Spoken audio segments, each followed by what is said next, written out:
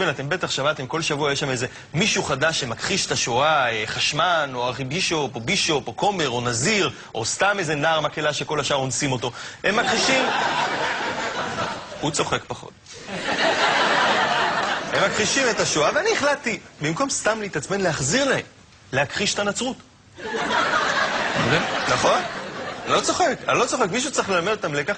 זה מה שאנחנו עושים כאן עכשיו. מדי ערב אנחנו מכחישים כל מיני דברים שהכנסייה הנוצרית אומרת לכם. אתה זוכר, אתמול הכחשנו את זה שישו הלך על המים? נכון. הנה הסרט השני. הנוצרים מספרים לכם שמריה, אמו של ישו, הייתה בתולה. אבל זה לא נכון. ההוכחה לכך היא פשוטה. כשיוחנן המטביל היה תוקע לה במפתיע שתי אצבעות במותניים, מריה לא הייתה קופצת. חוץ מזה, אם מריה באמת הייתה בתולה, היא לא הייתה מציגה צעצועי מין חדשים בתוכנית הלילה של יוספוס פלביוס. האמת היא שבגיל 15 מריה נכנסה להיריון מחבר לכיתה, והוריה רצו למסור אותה למנזר. אבל היות שישו עוד לא נולד, ולא הייתה נצרות, לא היה גם מנזר. והוריה של מריה השאירו אותה במגרש כדורגל. כך בילתה מריה לילה סוער במלון עם נבחרת כנען. מי שכן היה בתול באותה תקופה הוא דיוויד באוי, ומכאן הבלבול.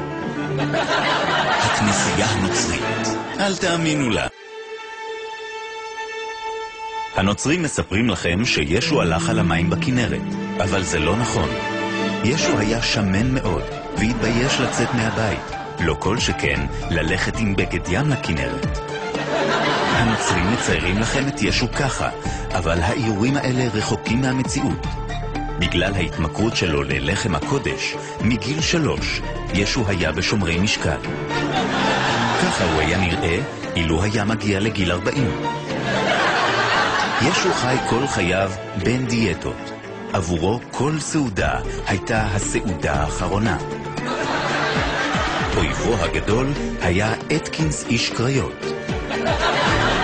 ישו תמיד אמר שמיום ראשון דיאטה. זו גם הסיבה שימי ראשון כל כך קדושים לנוצרים.